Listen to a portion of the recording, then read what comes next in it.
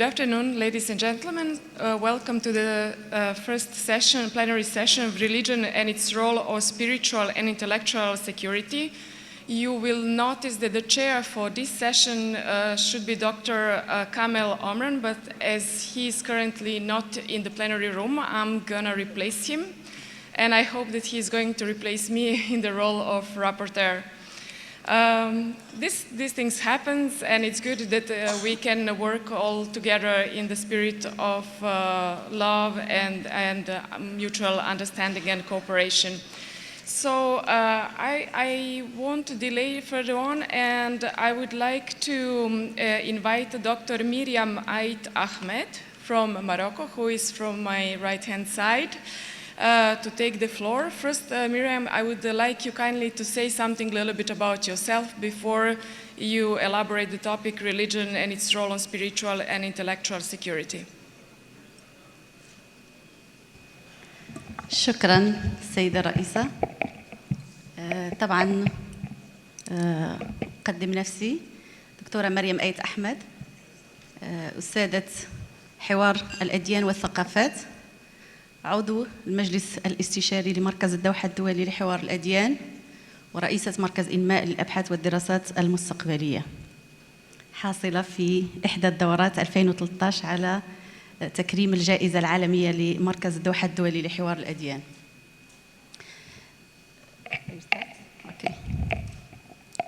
طيب، بسم الله الرحمن الرحيم.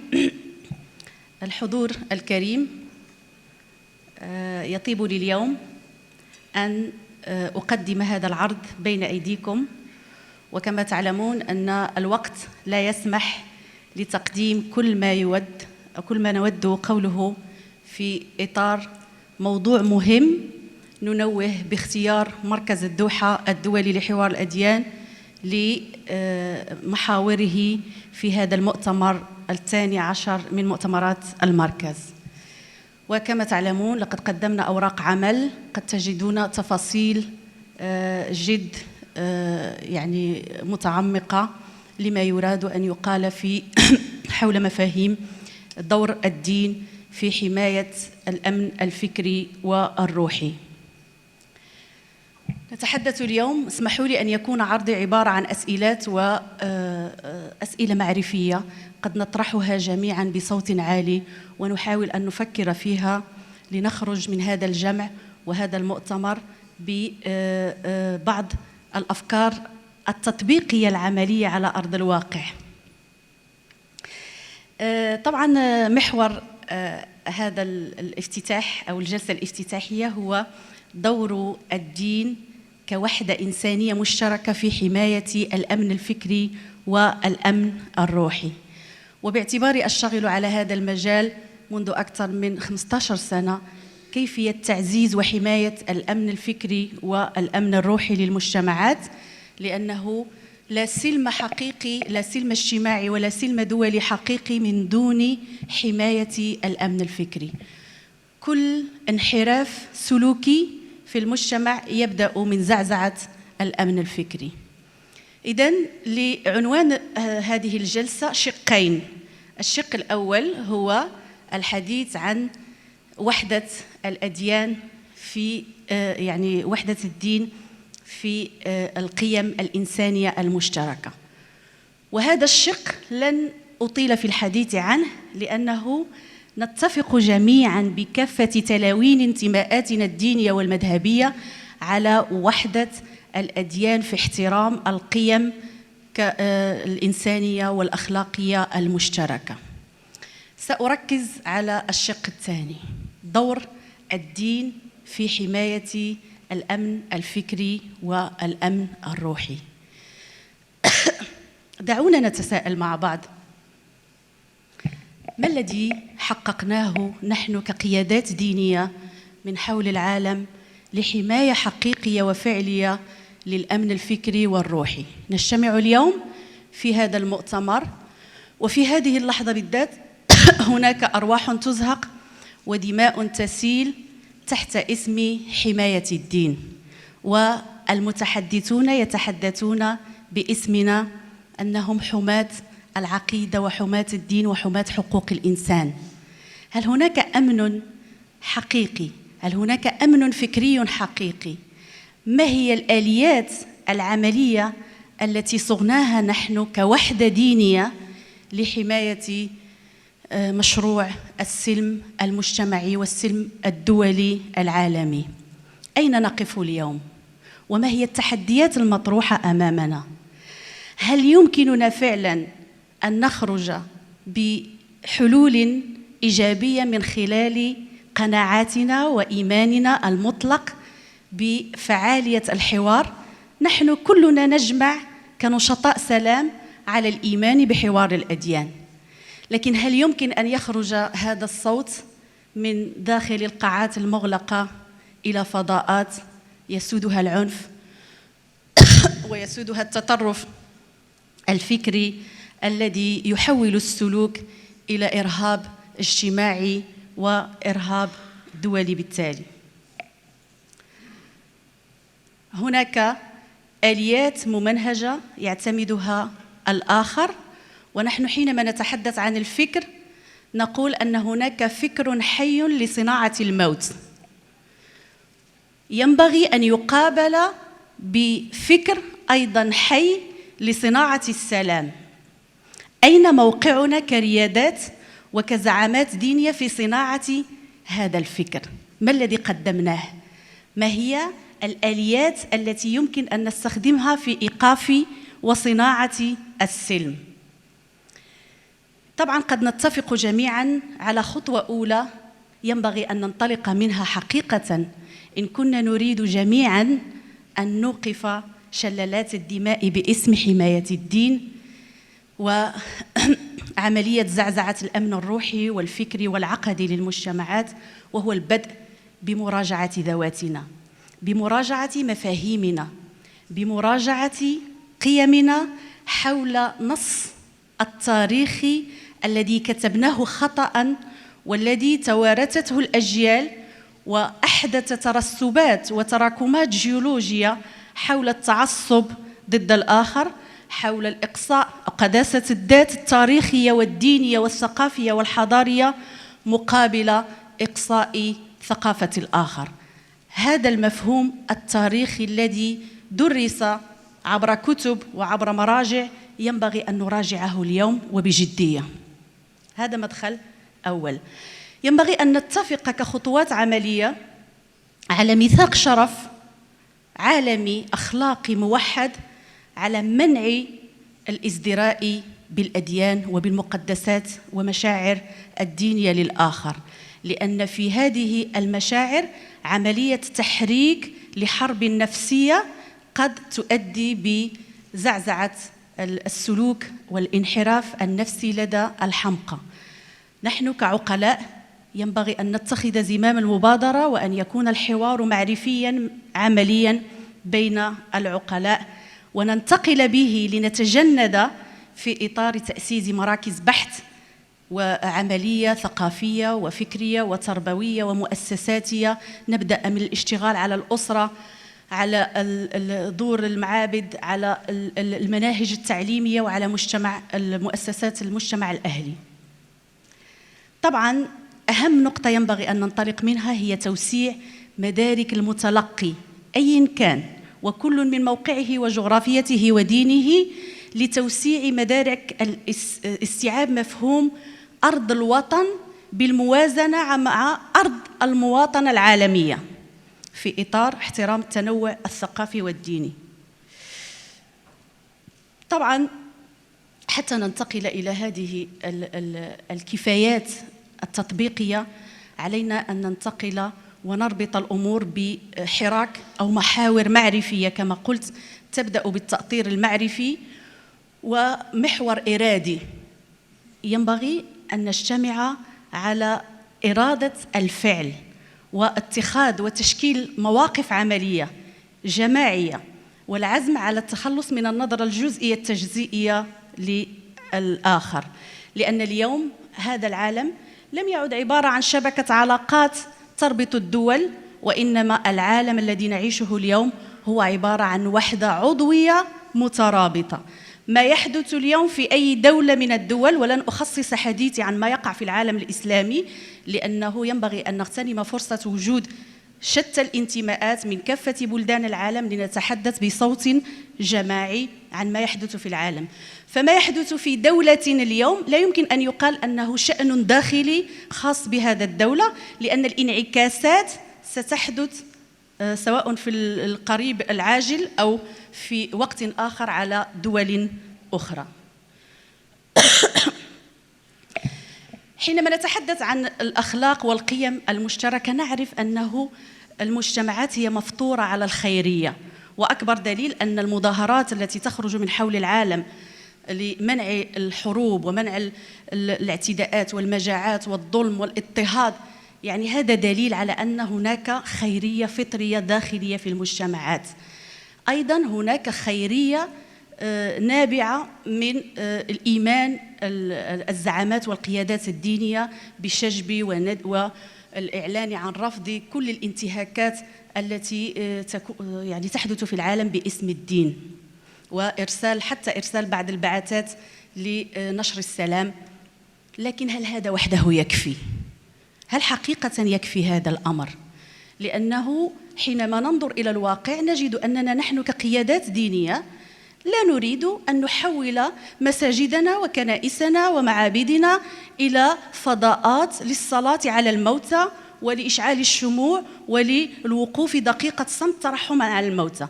ينبغي أن يكون لدينا إطار وقانون وسند قانوني حتى نتمكن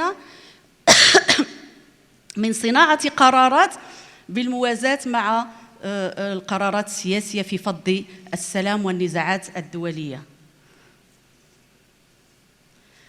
طبعا حينما نتحدث عن هذا محور الإرادة الجماعية علينا أن نتفق أن نخرج من موقع العاطفة ومن موقع التعبير عن الإيمان بالقيم إلى موقع اتخاذ القرار في أن يكون لنا سند قانوني يحترم دوليا حتى يسمع صوت القيادات الدينية جنبا إلى جنب مع صوت أصحاب القرارات السياسية، وننجز السلام مع بعض ونفض النزاعات السلمية مع بعض. وأعطيكم مثال بسيط مثلا عن حقوق الإنسان. بنود حقوق الإنسان حينما أنجزت هي لم تحترم في بعض من شقها الدول ذات الانتماء العقدي، لأن مثلا أعطيكم مثال في إفريقيا وفي بعض الدول التي لها انتماءات عقدية دينية لا يمكن أن يفض الصراع فقط بالحل السياسي، وإنما ينبغي أن يتدخل الحل الديني وأن تتدخل القيادات الدينية في القبائل وفي المناطق الإفريقية لحل النزاعات جنبا إلى جنب مع الحل السلمي السياسي. طبعا المرحلة الثالثة هي مرحلة الإنجاز. علينا أن نطالب صراحة بخلق هيئة دولية مستقلة لصنع السلام والبحث عن حلول ناجعة لإيقاف النزاعات، هيئة تجمع حكماء وزعماء الأديان من شتى تلاوين انتماءاتها، تخصص لها ميزانية لمحاربة الإرهاب الفكري والروحي، كما تخصص ميزانية للحروب وشراء الأسلحة. فكم من الأموال أنفقت من أجل صناعة السلم؟ يعني لم ينفق ربع ما أنفق على شراء الأسلحة لمحاربة النتائج، بينما نحن كقيادات فكرية ودينية يمكننا أن نحارب الفكر بالفكر، أن نحارب المسببات وفق مضاد حيوي ومثل يمكن أن نوجهه للدعوة إلى ثقافة السلم. والدليل على ذلك أن القيادات التي تلبس لباس الدين لتحارب السلام في العالم لا تقبل بالحوار ولا تقبل بالجلوس إلى طاولة الحوار، لأن المنهج المعرفي غير متمكن منه، وبالتالي نحن لدينا أداة قوية للتأثير، لكن فقط نحتاج إلى صياغة هذه الأدوات بآليات. هناك ترسانة ضخمة تنشر الإرهاب الفكري في العالم. لا تظن معي أن رجل أو شخص أو هيئة فرد أو جماعة معينة قد تنشر هذا الكم من الإرهاب الفكري الدولي بدون استعمال منظمات إجرامية إرهابية مأجورة أيضا تقوم على توزيع وسرقة الأمن المعلوماتي الدولي واختراق المواقع الأمنية والعمل على تكريس ثقافة الإرهاب وفق ترسانة منظمة إلكترونية دوليا. هناك أموال تنفق على على الإرهاب الفكري، وبالتالي علينا نحن أيضا لصناعة السلام أن تخصص لنا ميزانيات لإنشاء مراكز، وننوه بمركز دوحة الدولي كمركز متميز حقيقة في العالم الإسلامي للعب بهذا الدور. علينا أن ننشئ مؤسسات ثقافية، أن ننشئ أيضا مؤسسات إعلامية قادرة على محاربة هذا الفكر. كل هذا يحتاج إلى تأهيل وتطوير وإلى ميزانية ضخمة، بالإضافة إلى الأهم والنقطة الأهم هو السند القانوني الذي يمكننا قانونيا من نشر ثقافة السلم وفق هيئة مستقلة لا تحتكم لا إلى دولة لا إلى مصلحة دولة ما أو إلى مصالح مجموعة دول ضاغطة.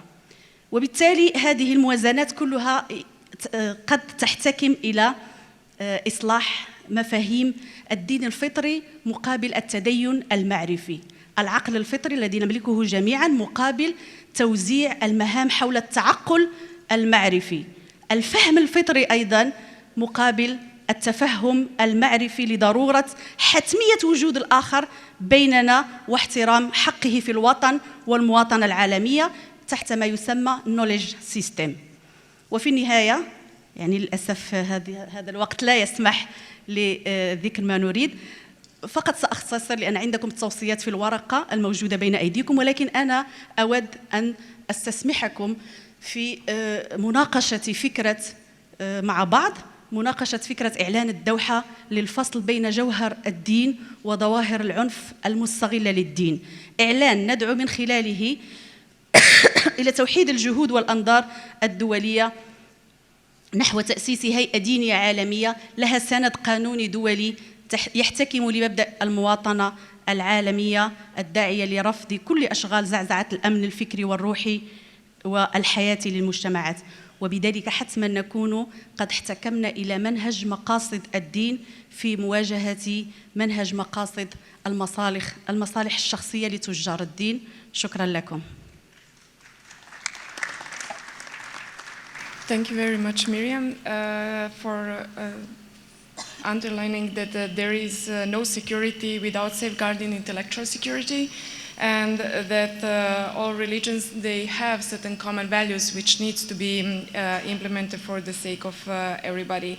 And you have also emphasized the importance of the dialogue, and this is what we are doing today in the SCID. You have raised certain questions related to what religious scholars have brought to the spiritual and intellectual security today, and you gave us some examples how theory can be implemented into the practice. So we are going to our next speaker, Dr. Oliver Norbert Lehmann from United States, and I would kindly ask you to say a few words about yourself. Thank you very much. I work at the University of Kentucky in the United States. I teach philosophy. And what I thought of saying was making a few remarks about the role of violence in the Abrahamic religions and what the implications of those are for the understanding of violence and interfaith dialogue in those religions. I'd like to start by accepting that in the Abrahamic religions, at least Judaism and Islam, often say some very positive things about violence. They seem to advocate violence, in some cases quite extraordinary violence against the enemies of the Jews and the Muslims in wars. And people who are hostile to religion often use those passages to argue that religion is very violent.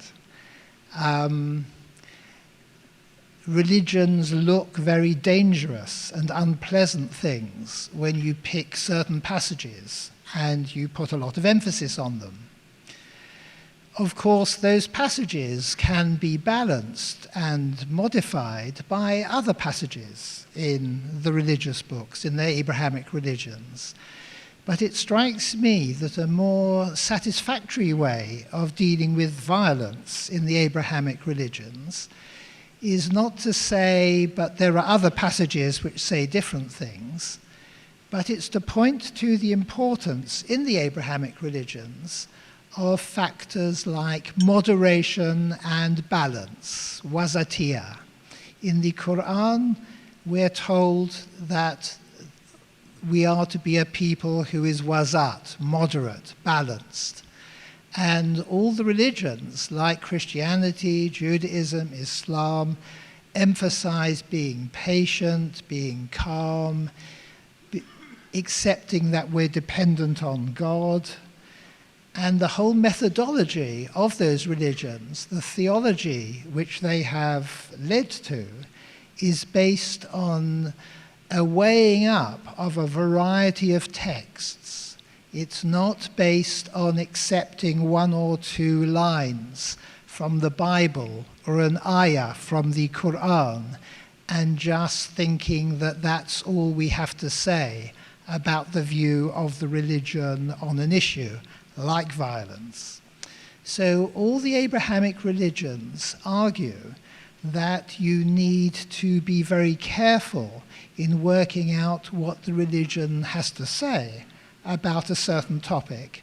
And that involves balance, moderation, patience, and always being humble with respect to God and with respect to the opinions of other people.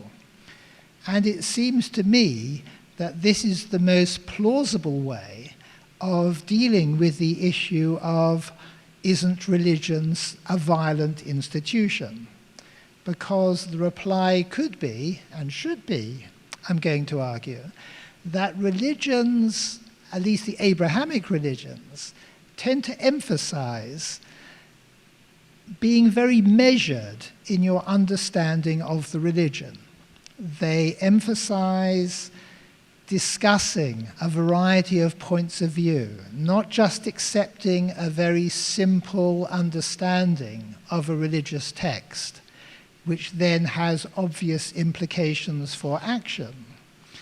They tend to argue that to know what we're supposed to do within the context of that religion, we have to consider a whole variety of views, and we then have to put together an argument which considers those views.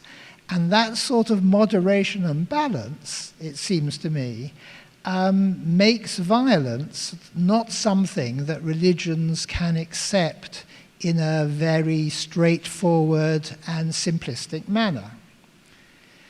Let's look at Islam and Judaism, for example. To come to a theological decision in Islam, you need to consider the ayat of the Quran, but you need to consider also the hadith and the status of the hadith. You need to consider fiqh. You need to consider the Arabic language. You need to consider grammar.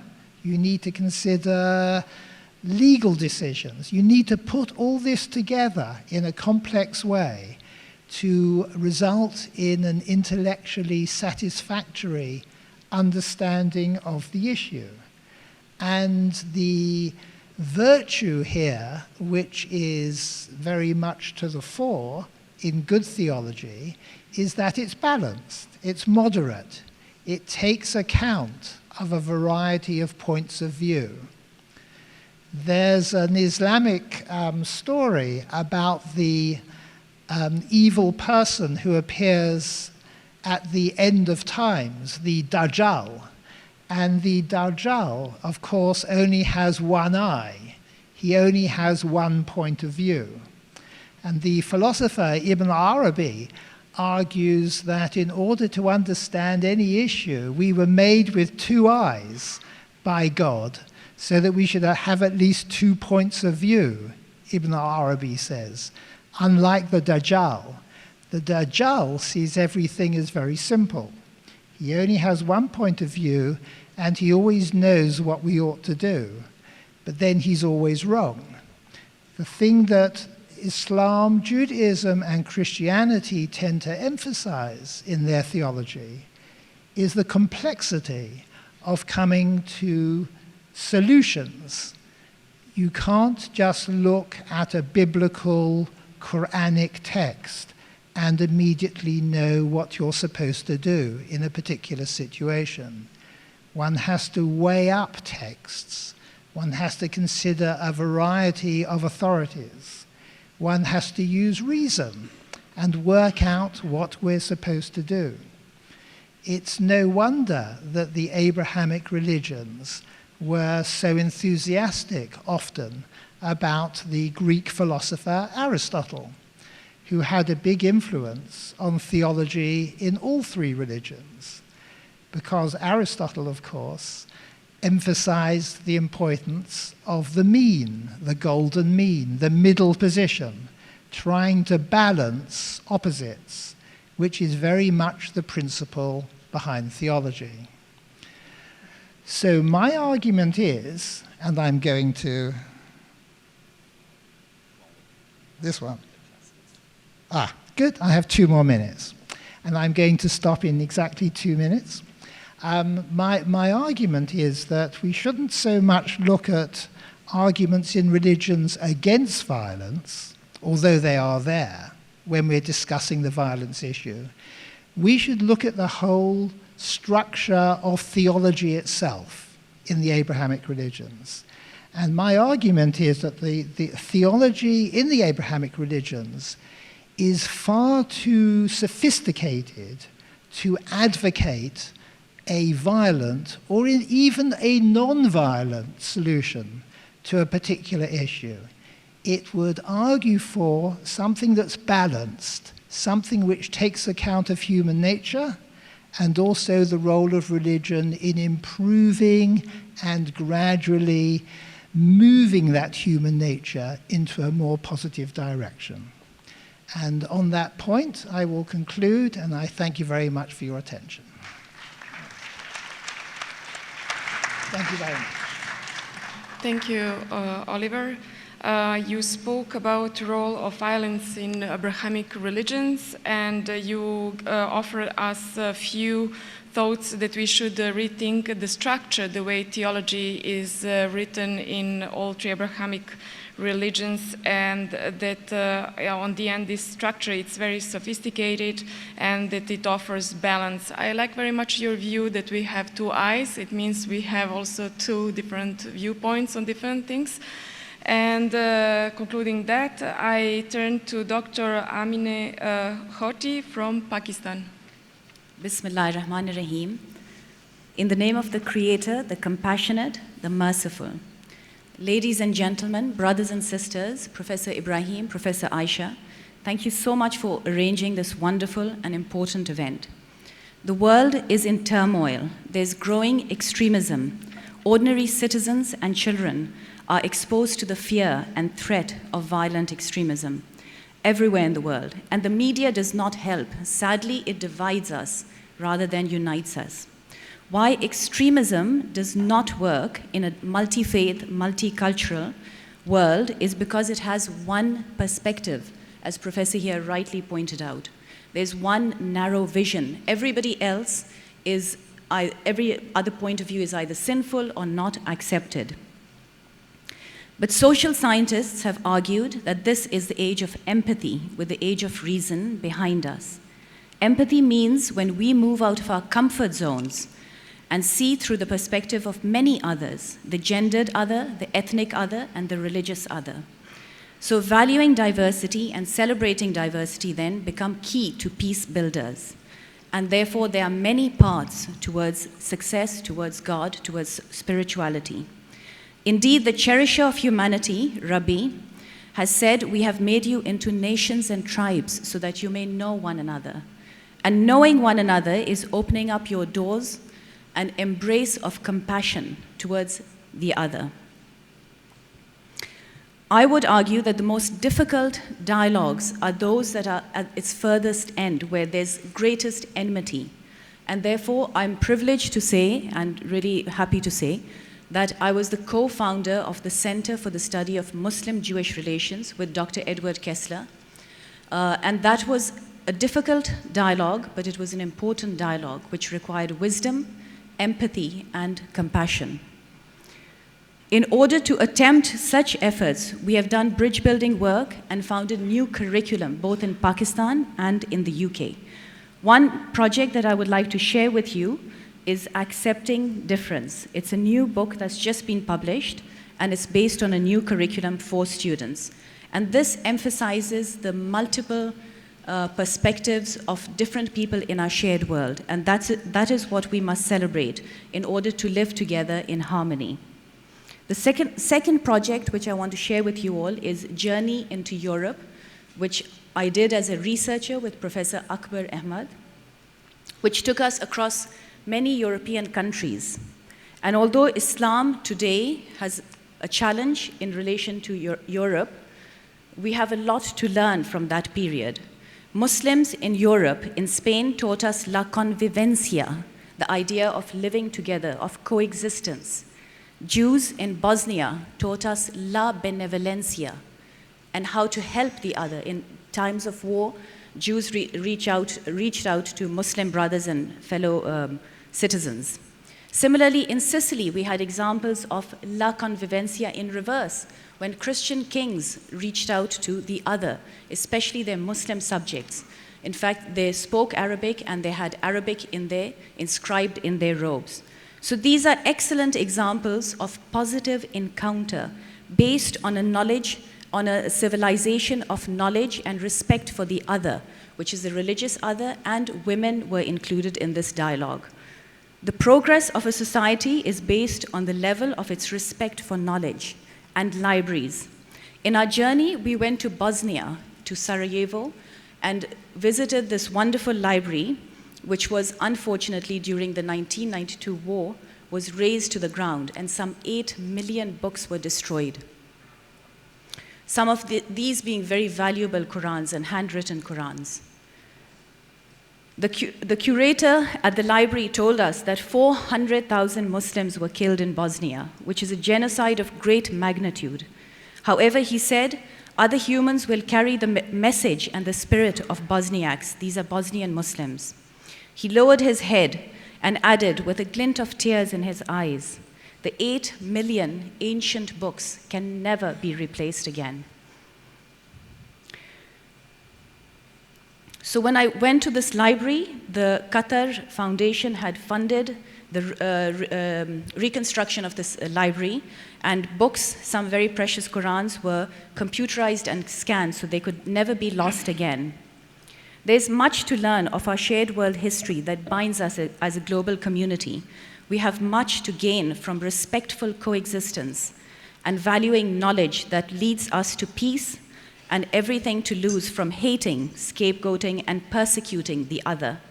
I truly pray for peaceful outcomes from this positive encounter in Doha, which has become a role model nation in the way it is reaching out. This platform is one example. Education City is another example, and the library in Bosnia is yet another example. And I have yet to learn many more examples.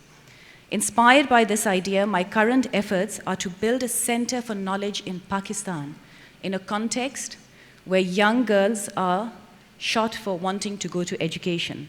But to correct the stereotype of Pakistan, there are many warm and wonderful people with amazing diversity. So we have some Christian friends here from Pakistan, from Lahore, sitting right here, and a brother from Islamabad.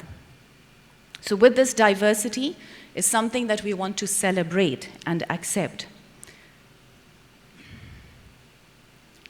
There's also a battle for the spirit of Islam, which is one of the great world religions of the world, and which is really knowledge-based, and it is inclusive of the other, inclusive of women, inclusive of the religious other.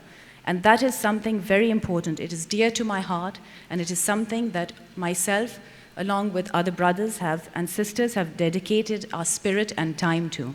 I very warmly and deeply thank everyone who made this platform for dialogue and action possible, and for all the generous hospitality for which this part of the world is known and famous.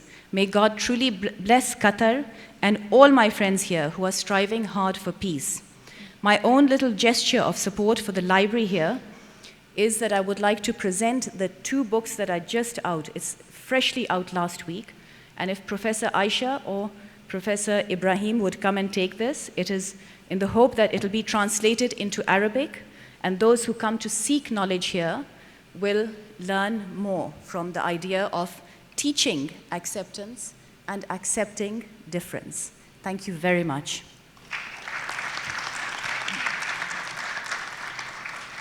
Thank you, Amina. Amina was mentioning that there is a situation that we all face today which relates to growing extremism where media doesn't help.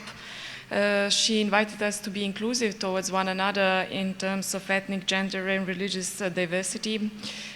She mentioned she brought to us her experience of the project between Islam and Judaism, accepting the difference, and also interesting project Journey into Europe, which relates basically to promotion of diversity as far as I understood. Thank you very much. We go to our next speaker, Dr. Patrice Broder from Canada. There we go. Your Eminences, Your Excellencies, professors, and dear distinguished guests, ladies and gentlemen, it's an honor for me to be here representing the Interfaith Dialogue Center based in Vienna, and I bring to you the greetings of His Excellency Faisal bin Muammar, who could not unfortunately attend.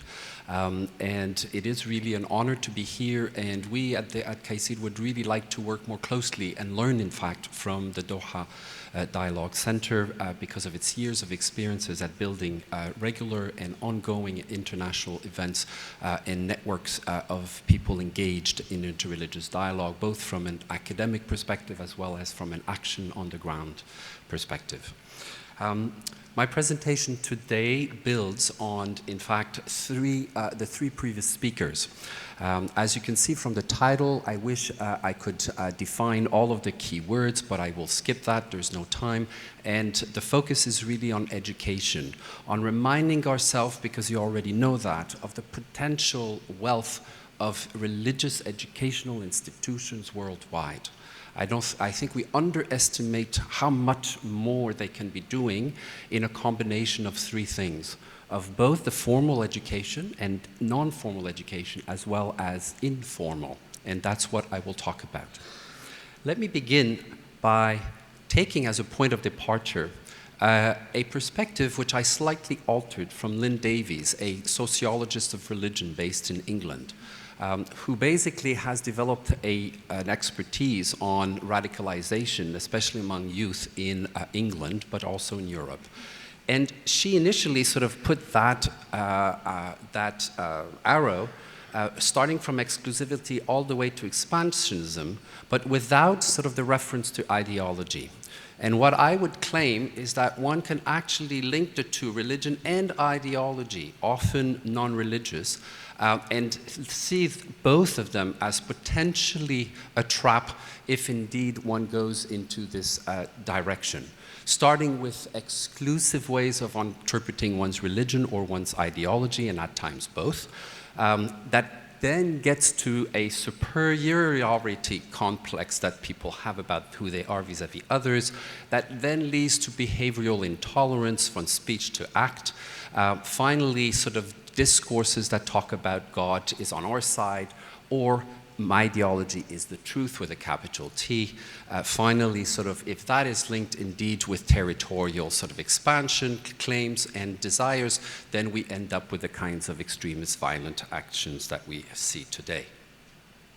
I would like to sort of say that it's fine to talk epistemologically in terms of the root of knowledge. How do we know?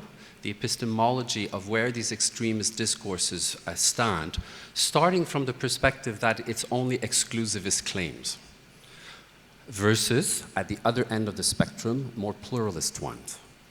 But I would argue that that is insufficient, because we know that for centuries there has been religious people with exclusivist claims, and they not all behaved in radical extremist ways. So therefore, we need a second spectrum, one which actually looks at activism at the top versus apathy at the bottom. And so those who actually do something about their exclusivist claim, those who are activists about it, are potentially more dangerous. But that's not enough either. So we need a third one, Because one can actually be an activist, exclusivist, but using in some ways nonviolent terms. And I'm thinking here of people of the Jain religious tradition. Some of them may actually seem from outside to be extremist, very active, and yet completely nonviolent. And so that's not enough as well. And so we need a fourth spectrum. And that fourth spectrum is when you link this, the first three, with notions that you agree with, you go with an authoritarian system, then you can easily fall prey to both accepting easily orders from above, blindly, and of course, expecting others below you to do the same. So what we find in many ways is when you combine these four elements, we're getting closer to understanding the complexity and the nuances of where not only the discourses, but the active sort of action that we call extremism end up sort of being rooted in. Let me just say that that's not enough either, and this is why I want to present this hypothesis that I'm working with. And that is that the greater the number of excluded identities, and by excluded identities, I don't mean only sort of minority Christians in majority Muslim countries in the Arab world, for example. I also mean social class exclusion, issues of poverty, statelessness, and so on and so forth. There are many excluded forms of identities in our societies worldwide. But when you combine that together with the greater access to a network of shared grievances, you're not the only one who suffers that way. You find friends to build your anger with on the basis of common grievances. Then, as that group gets bigger and bigger and organizes itself, you begin to see how that leads to collective religious and at times national or other forms of ideological extremism. And finally, when this happens, you of course get to the greater the chance of alienation, and in a growing, escalating way, humiliation, radicalization, and violence. So we need to take into account not only the four elements in red in the spectra, but also notions of excluded identities and grievances, shared grievances. Now, the good news is that on the flip side of this is what I call the understanding of peace building, of togetherness in constructing a better society. The greater the number of integrated identities.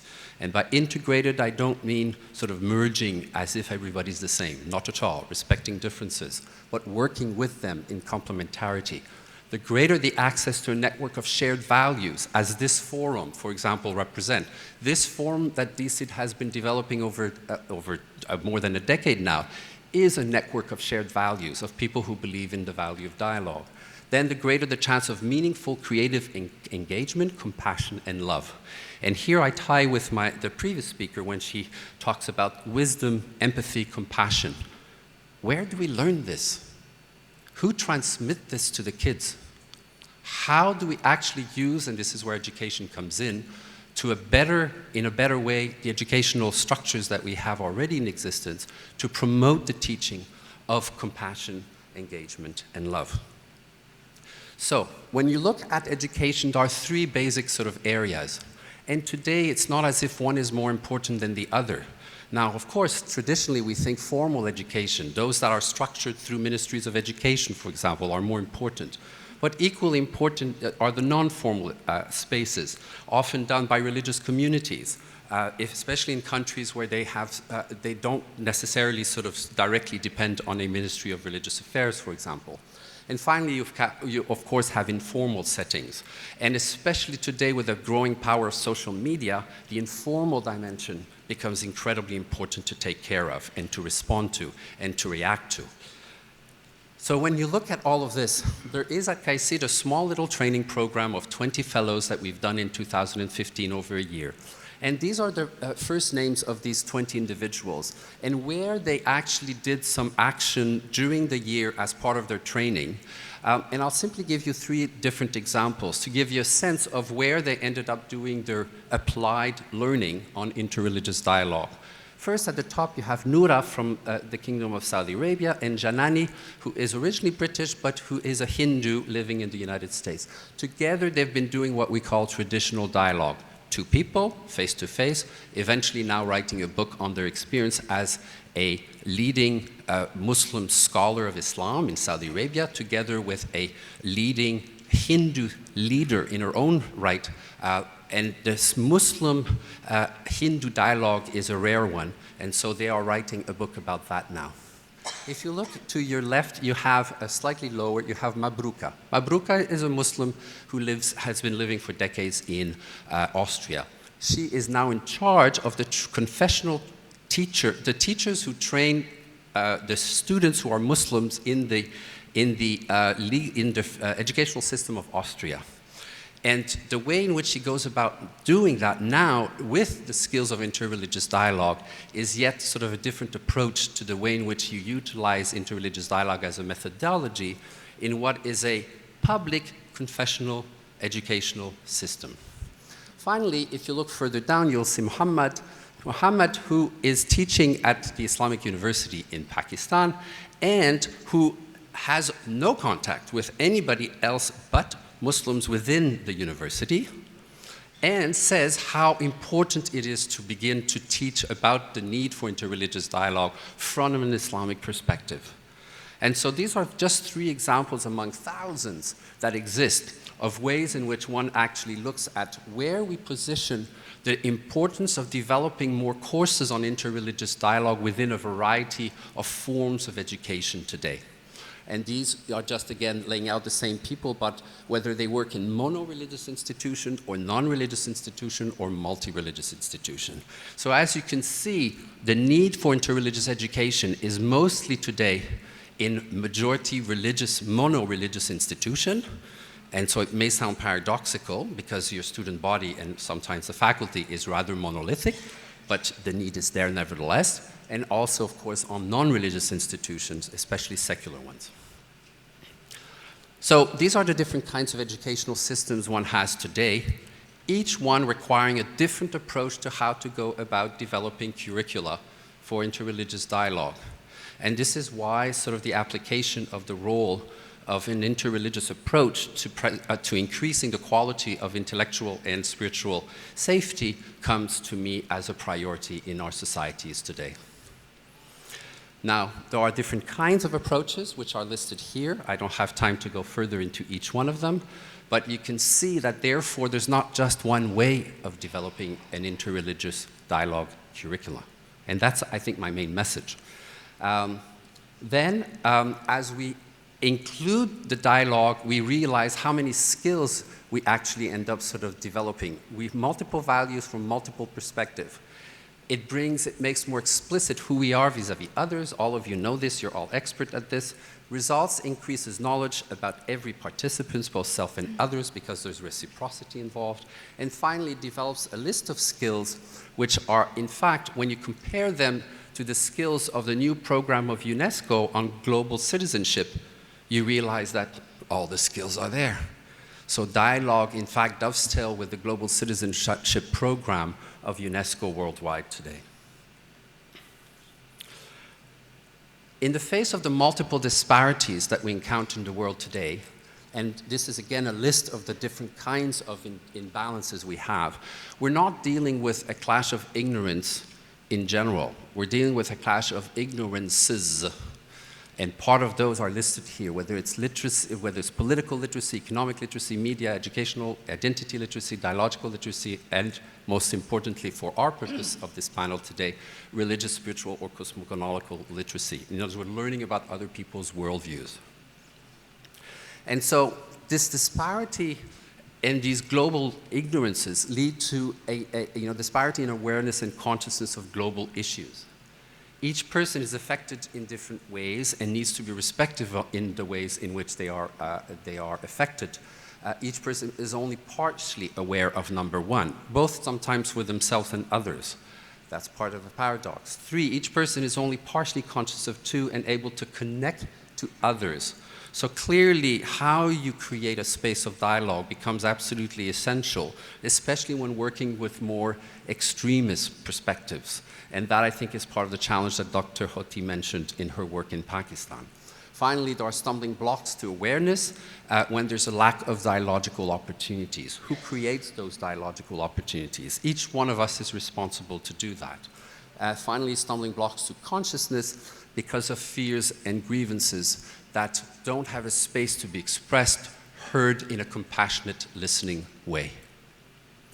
So in conclusion, we're facing three major challenges. When we come to interreligious dialogue curriculum, one size does not fit all. Diversity of educational philosophies and also of different receptions, budgets and trainings, not enough funding for them. And finally, diversity of access to the internet. Challenge number two, diversity looks different everywhere.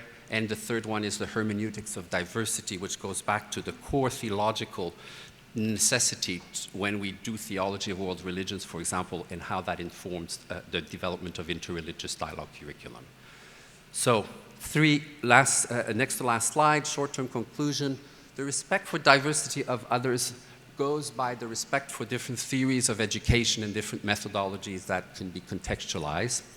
And the long-term conclusion of a course is our need to ground philosophical, i.e. intellectual learning in both ethical and spiritual practice through ongoing dialogues integrating, as Professor Swidler said earlier today, heads, hand, and heart.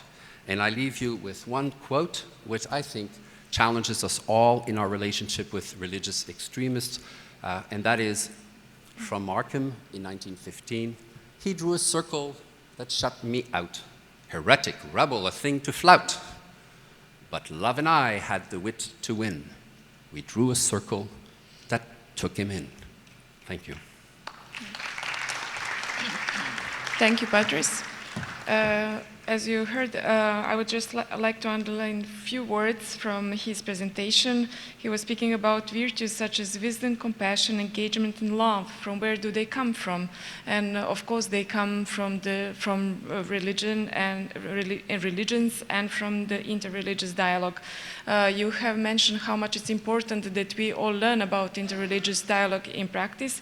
And also, as Amina, before you mentioned examples that you are doing basically in your KAISI center, and you're also looking how you can basically use this experience in Doha Interfaith Summit dialogue to transfer to KAISI center. Of course, you said this much more, but I cannot recapitulate right now because of lack of the time. So I will turn to Professor Muez Kalfoui from Germany. The floor is yours. Yeah, thank you so much. I'm delighted to be here today, and I would like, first of all, to thank the organizer of this conference for inviting me to be part of this podium and to discuss and share with you my experience in this field of interfaith dialogue. Instead of reading and these papers I wrote, I thought that it would be better to share some experience we had in Germany. So before that, I would like to inform you about my background. I am Tunisian and German at the same time. 10 years ago, I moved from Tunisia to live in Germany because it is exciting what's going on in Europe. In the aftermath of the September 11, 2001, you know, the religious education had been challenged and had been stigmatized and targeted as somehow a factory of terrorism. And as a specialist in religious education and teaching Islam in different countries and different perspectives and different issues, I thought that is the place now to maybe to develop something new, a new perspective of teaching, new perspectives of living together and teaching Islam and religions together. What we have in Germany and what I want to share with you is that we started 5 years ago teaching Islamic theology and Islamic education at primary, secondary schools and also at the university. And it's really exciting to know how it's going, the expectations and the challenges. in regard of the content and methods, and also in the expectation of the social society and the on the political issue of the stakeholders. So let me start with the point that there are a lot of negative things happening in this world, and we heard also some this morning, but there is a lot of good things and good informations that religions are doing, and Interfaith Dialogue is doing and teaching. I mean, here education is now taking this challenge seriously. In Tübingen, we have a Center of Islamic Theology, and there we teach together. Muslims and Christians and Jews teach together in one class. You can't imagine how challenging this issue for the first time, maybe for the first time in the history of these three religions at least. You have a team of 3 teachers from different perspectives and 3 groups of students sitting together and debating the same subject.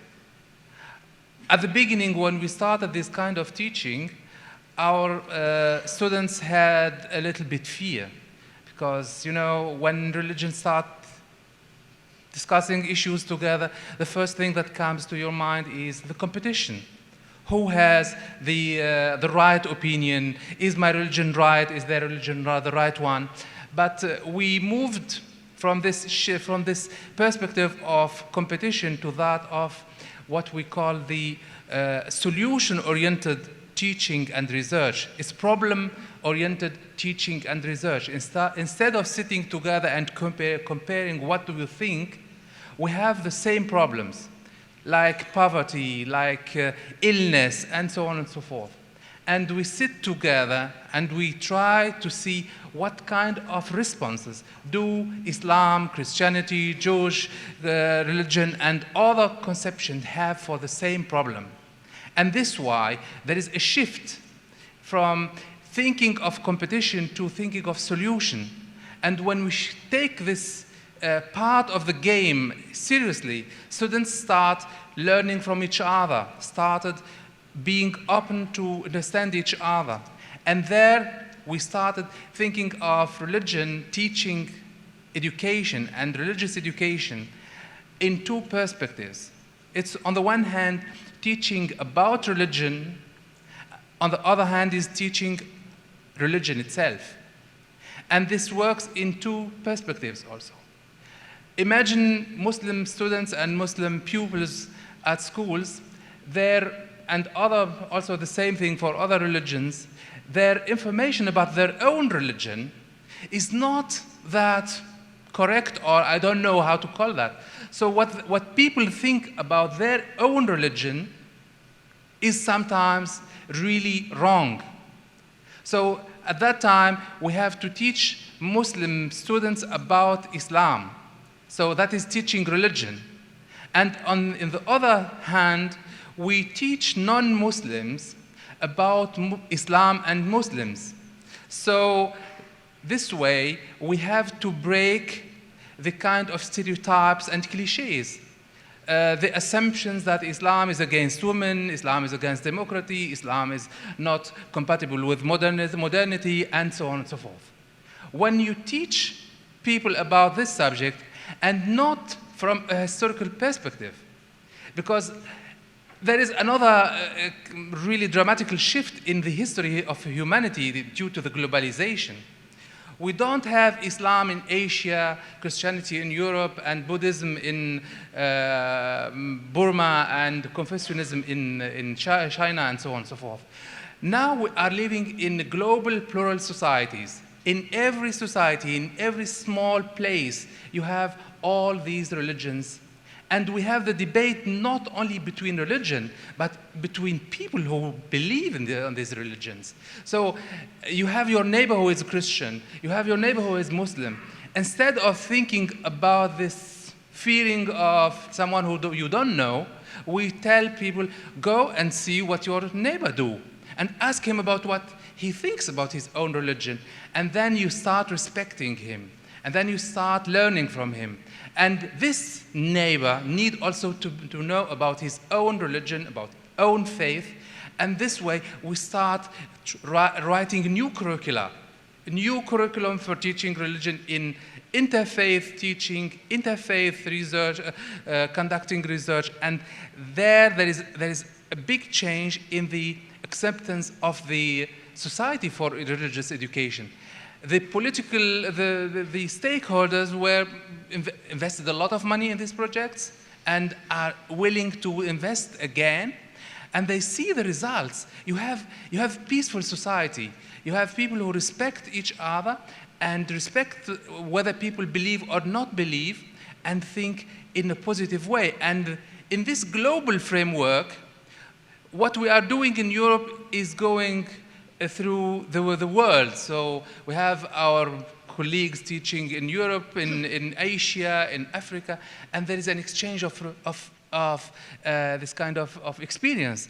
And we think that this is a very positive issue that we had now, and we think that the best way to invest in is to invest not only in teaching, is also to invest in research for education. So we need the content and the method.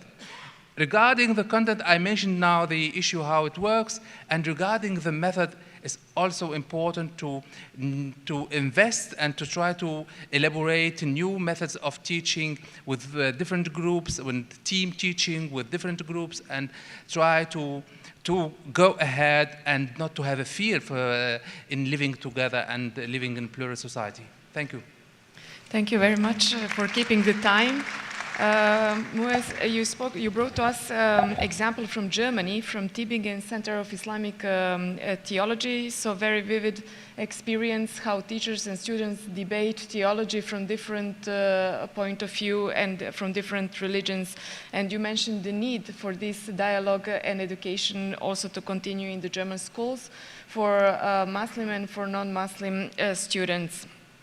And of course, you invited everybody to go and to explore together with their neighbors. What do the neighbors think about religion, etc.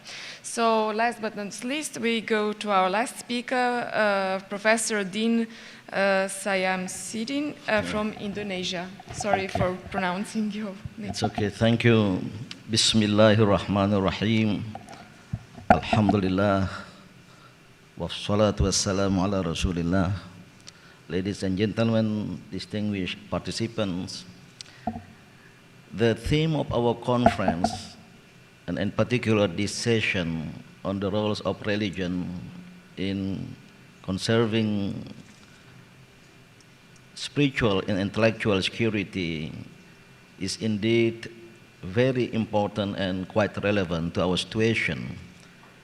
As we have been witnessing our situation today, we are witnessing that there is a kind of deviation from religion's understanding of religion in a certain approach, claimed to be truth by some groups.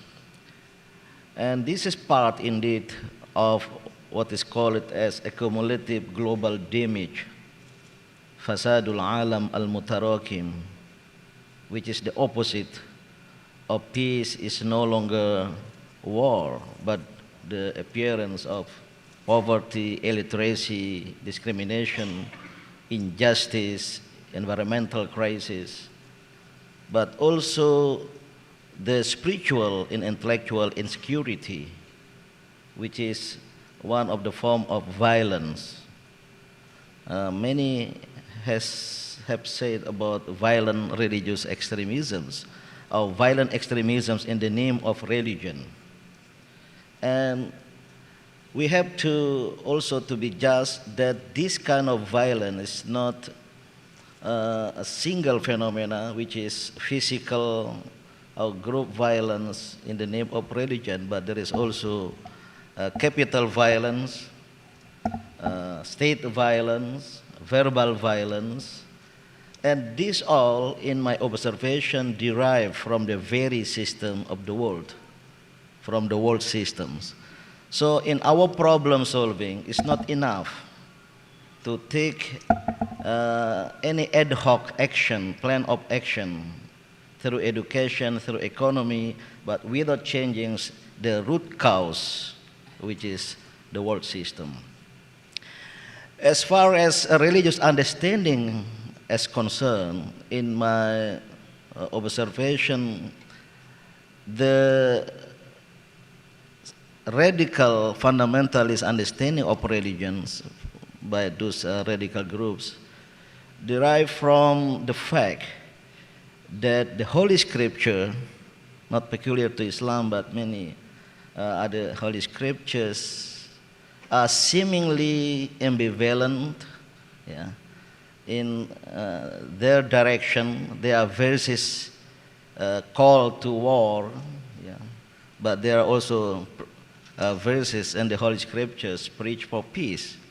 So the inability to bring about proportional understanding of the Holy Scriptures by only picking up verses from the seemingly hard verses, like the verses on jihad, on qital. By narrowing the understanding, jihad is only jihad harbi, jihad qitali, which is war against the others, without bringing appropriate understanding that indeed religion, in particular Islam, has the very mission to spread mercy, love, and peace, rahmatan lil alameen. And Islam is also dinur rahmah was salama. So this is the first factor, inability to bring about adequate, proportional understanding of the scriptures. Number two, there are, of course, non-religious factors from economic, social, even political injustices. And as long as the global injustice is there, I think this group have the ammunition to bring about a certain understanding of religion. And there is also a third factor in my observation, especially to those radical groups, in particular in my country. There's all this kind of overriding of this tendency by external factor, yeah? Either state actors or non-state actors. So what need to be done, yeah, to face the challenge of the invasion of intellectual invasion nowadays by certain group, by certain nation, to push their own understanding in interest, and many of the Muslim community and many Muslim countries are not aware about the situation. So number one, if I may suggest, is to mainstream the true religion, which has been said, Islam as dinur rahmah was salama, mainstreaming of moderation. Mainstreaming of moderation, wasatiyah, is an Islamic principle, of course through education, through preaching, and through other approaches. But we need to have a kind of counter-narrative. And this is the need for the majority moderate group to awaken, the awakening of the silent majority, because this group is only minority, but sometimes the majority are silent. This is the time for the great majority of the moderate wings within all religious communities. And number two, I think we need to take care of the non-religious factors. This is the responsibility of the state, of course, and also by collective consensus, global consensus. I think the international communities need to start to think about the world system, because the world system, which is very much based on secular humanisms, and its derivative in economy, in politics, in culture, has encouraged liberalization in the field of politics, economy, and also hedonistic culture all over the world. And by doing so, let me end my suggestion in more practical things. I think we need to encourage dialogues, but we need new paradigm of dialogue, the interfaith dialogue, not only interfaith, but also the most important things now is intrafaith, like within the Muslim groups. By implementing or exercising, this is our experience from Indonesia, what is called as dialogical dialogue, which is dialogue which is based on sincerity, openness, frankness, for problem solving. Not only dialogue, because the interfaith dialogue so far are indeed 2 monologues or 3 monologues. So dialogical dialogue. And lastly, last point, I would like to propose, I think we need for the international community to advance the culture of sharing, including sharing of security, shared security. You have proposed shared ethical values. I think it's a good one, because religion, despite the differences in theology, they share the same things in humanity. Because religion is from God, but for human being and humanity. So we may share ethical values, especially in taking care of the human problem. And lastly, by advancing this culture of sharing and other kind of sharing space, sharing ethical values, and sharing security, which is to attract the collective responsibility for all.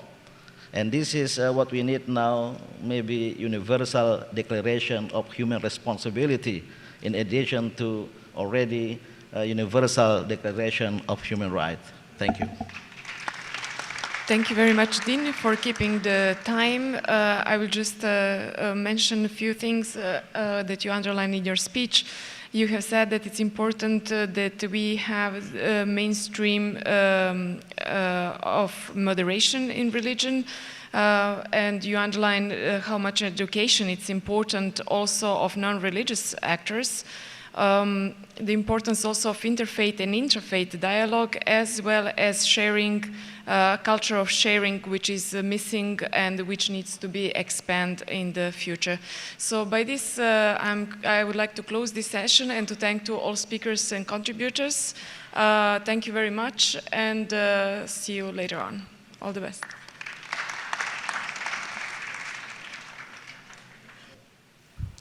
Well, thank you, ladies and gentlemen, for this wonderful session.